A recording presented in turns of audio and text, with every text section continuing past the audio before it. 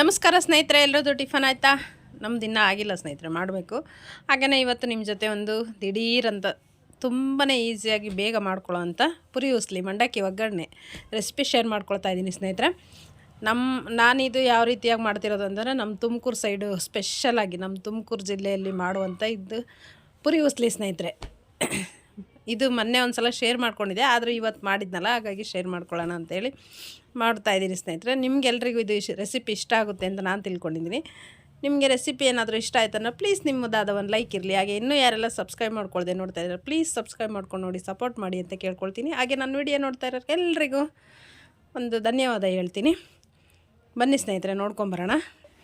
ಮೊದಲಿಗೆ ಇಲ್ಲಿ ಮಂಡಕ್ಕಿ ಒಗ್ಗರಣೆ ಮಾಡ್ಕೊಳ್ಳೋದಕ್ಕೆ ಒಂದು ಕಡಾಯಿ ಇಟ್ಕೊಂಡು ಅದಕ್ಕೆ 1-2 ಸ್ಪೂನ್ ಎಣ್ಣೆ ಹಾಕ್ಕೊಂಡಿದ್ದೀನಿ ಸ್ನೇಹಿತರೆ. ಈಗ ಸಾಸಿವೆ, ಸ್ವಲ್ಪ ಜೀರಿಗೆ, ಅದು ಫ್ರೈ ಆಗಿದ್ದ ನಂತರದಲ್ಲಿ ಕಡಲೆಬೇಳೆ, ಉದ್ದಿನಬೇಳೆ, ಶೇಂಗಾ ಬೀಜ, ಕರಿಬೇವು ಸೇರಿಸ್ಕೊಳ್ತೀನಿ. ಇದು ಸ್ವಲ್ಪ ಫ್ರೈ ಆಗಲಿ.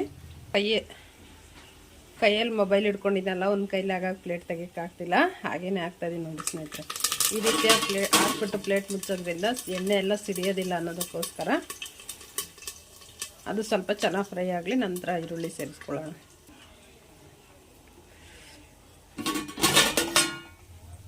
ನೋಡಿ, ಇದು ಪ್ಲೇಟಿಗೆಲ್ಲ ಎಣ್ಣೆ ಸಿಡಿದಿದೆ ಸ್ವಲ್ಪ. ಇಲ್ಲಾಂದರೆ ಕೈಗೆ, ಮುಖಕ್ಕೆ ಮತ್ತೆಲ್ಲ ಗಾಡಿಗೆಲ್ಲ ಸಿಡಿಯುತ್ತೆ. ಈ ರೀತಿ ಮಾಡ್ಕೊಳ್ಳೋದ್ರಿಂದ ಎಲ್ಲೂ ಸಿಡಿಯೋದಿಲ್ಲ. ನೋಡಿ, ಫ್ರೈ ಆಗಿದೆ, ಚೆನ್ನಾಗಿ ಫ್ರೈ ಆಗಿದೆ. ಈ ಈರುಳ್ಳಿ ಸೇರಿಸ್ಕೊಳ್ಳೋಣ. ಈರುಳ್ಳಿ, ಹಸಿಮೆಣಸಿನಕಾಯಿ 2 ಸೇರಿಸ್ಕೊಂಡಿದ್ದೀನಿ. ಇದನ್ನು ಚೆನ್ನಾಗಿ ಒಂಬಣ್ಣ ಬರೋವರೆಗೂ ಫ್ರೈ ಮಾಡ್ಕೊಳ್ಳೋಣ.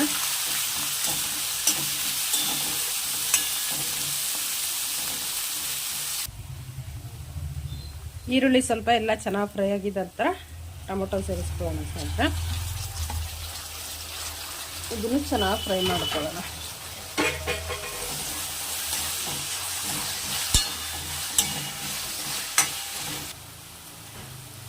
ಟೊಮೊಟೊ ಸ್ವಲ್ಪ ಫ್ರೈ ಆಗಿದ ನಂತರ ಉಪ್ಪು ಸೇರಿಸ್ಕೊಳ್ಳೋಣ. ಮತ್ತು ಇನ್ನೂ ಚೆನ್ನಾಗಿ ಫ್ರೈ ಆಗುತ್ತೆ, ಚೆನ್ನಾಗಿ ಮೆತ್ತಗಾಗ್ಬಿಡುತ್ತೆ. ಉಪ್ಪನ್ನು ಸೇರಿಸ್ತೀವಲ್ಲ, ಅದು ನೀರಿನ ಅಂಶ ಬಿಟ್ಕೊಳ್ಳುತ್ತಲ್ಲ, ಆವಾಗ ಚೆನ್ನಾಗಿ ಬೇಗ ಜಲ್ದಿ ಕುಕ್ ಆಗುತ್ತೆ. ನೋಡೋಕ್ಕೋಸ್ಕರ ಅಷ್ಟೇ ನಮಗೆ ರುಚಿಗೆ ತಕ್ಕಷ್ಟು ಉಪ್ಪನ್ನು ಸೇರಿಸ್ಕೊಳ್ಳೋಣ.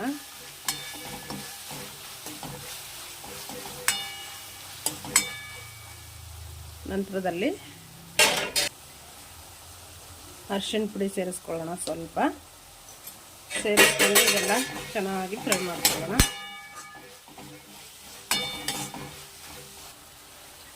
ಹಾಗೆಯೇ ಸ್ವಲ್ಪ ತೆಂಗಿನಕಾಯಿ ತುರಿ ಸ್ನೇಹಿತರೆ.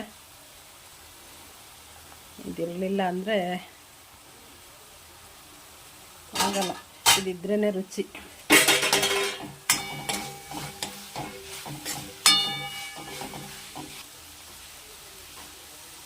ಇವಾಗಲೇ ಸ್ವಲ್ಪ ನಿಂಬೆ ಹುಳಿ ಸೇರಿಸ್ಕೊಳ್ಳೋಣ ಸ್ನೇಹಿತರೆ.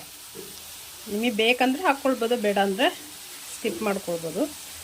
ಸ್ವಲ್ಪ ಇದನ್ನು ಚೆನ್ನಾಗಿರುತ್ತೆ, ಹುಳಿ ಹುಳಿ ಖಾರ ಖಾರ ಚೆನ್ನಾಗಿರುತ್ತೆ. ಬೀಜ ಎಲ್ಲ ಬಿದ್ದಿದೆ, ಇರಲಿ, ತಕ್ಕೊಳ್ಳೋಣ. ಸ್ವಲ್ಪ ಫ್ರೈ ಮಾಡ್ಕೊಳ್ಳೋಣ ಹುಳಿ ಸೇರಿಸ್ಕೊಂಡು. ನಂತರದಲ್ಲಿ ಈಗ ಮಂಡಕ್ಕಿನ ಸೇರಿಸ್ಕೊಳ್ಳೋಣ ಸ್ನೇಹಿತರೆ. ನೆನೆಸಿಟ್ಕೊಂಡಿರುವಂಥ ಮಂಡಕ್ಕಿನ ಸ್ವಲ್ಪ ಗೊಜ್ಜನ್ನು ಎತ್ತಿಟ್ಕೊಳ್ತಿದ್ದೀನಿ ಸ್ನೇಹಿತರೆ. ಮಕ್ಕಳುಗಳು ಬೇಕಂದರೆ ಅನ್ನ ಬೇಕಂದ್ರೂ ಕಲಿಸ್ಕೊಳ್ಬೋದು. ಇದಕ್ಕೆ ಬೇಕಂದ್ರೆ ಒಗ್ಗರಣೆಗೆ ಅನ್ನನೂ ಕಲಿಸ್ಕೊಳ್ಬೋದು, ಚೆನ್ನಾಗಿರುತ್ತೆ. ಈ ಮಂಡಕ್ಕಿ ಸೇರಿಸ್ಕೊಳ್ತಾ ಇದ್ದೀನಿ. ನೀರಲ್ಲಿ ಸ್ವಲ್ಪ ಹೊತ್ತು ನೆನೆಸ್ಬಿಟ್ಟು ಚೆನ್ನಾಗಿ ನೀರನ್ನು ಹಿಂಡ್ಕೊಳ್ಬೇಕು, ಚೆನ್ನಾಗಿರುತ್ತೆ. ಕಲಿಸ್ಕೊಳ್ಳೋಣ. ಈಗ ಕಲಿಸ್ಕೊಂಡ್ಮೇಲೆ ಈ ರೀತಿಯಾಗಿದೆ ನೋಡಿ ಸ್ನೇಹಿತರೆಲ್ಲ. ನಂತರದಲ್ಲಿ ಇದಕ್ಕೆ ಸ್ವಲ್ಪ ಕೊತ್ತಂಬರಿ ಸೇರಿಸ್ಕೊಳ್ಳೋಣ. ಕೊತ್ತಂಬರಿ ಸೇರಿಸ್ಕೊಂಡು ಸ್ವಲ್ಪ ಇನ್ನೊಂದು ಸ್ವಲ್ಪ ಕಲಿಸ್ಕೊಳ್ಳೋಣ. ನೋಡಿ, ಅದು ಬಿಸಿಗೆ ಎಷ್ಟು ಚೆನ್ನಾಗಿರುತ್ತೆ. ಈ ರೀತಿಯಾಗಿ ಕಲಿಸ್ಕೊಂಡು ಎಲ್ಲ ಕೊತ್ತಂಬರಿ ಎಲ್ಲ ಹಾಕ್ಕೊಂಡು ಸ್ವಲ್ಪ ಹೊತ್ತು ಪ್ಲೇಟನ್ನು ಮುಚ್ಚಿಬಿಟ್ಟಿಡೋಣ. ಬಿಸಿಗೆ ಸಿಮ್ಮಲ್ಲಿ ಇಡೋಣ. ಅದರ ಬಿಸಿಗೆ ಚೆನ್ನಾಗಾಗುತ್ತೆ, ಟೇಸ್ಟನ್ನು ಚೆನ್ನಾಗಿ ಬರುತ್ತೆ. ಅದಕ್ಕೋಸ್ಕರ ಕ್ಲೋಸ್ ಮಾಡಿ 1-2 ನಿಮಿಷ ಬಿಡೋಣ ಸ್ನೇಹಿತರೆ.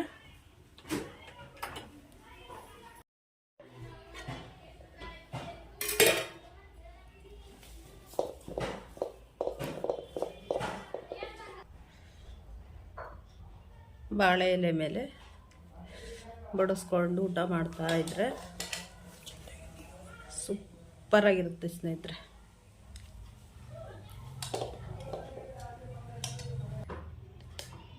ಇದ್ರ ಜೊತೆಗೆ ಕೊಬ್ಬರಿ ಚಟ್ನಿ ಪುಡಿ, ಇವತ್ತು ಸ್ಪೆಷಲ್ ಕೊಬ್ಬರಿ ಚಟ್ನಿ ಪುಡಿ.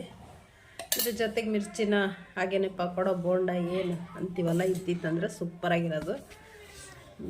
ನನ್ನ ಮಗ ಬ್ಯಾಟಿಂಗ್ ಮಾಡೋಕ್ಕೆ ರೆಡಿಯಾಗಿ ಕೂತ್ಕೊಂಡಿದ್ದಾನೆ. ಆಯಿತು, ಡಿಸ್ಟರ್ಬ್ ಮಾಡೋದು ಬೇಡ, ಊಟ ಮಾಡಲಿ. ಓಕೆ, ಹೇಗಿದೆ ಹೇಳಪ್ಪ, ಹೆಂಗಿದೆ ಹೇಳ್ಬೇಕು. ಹಾಂ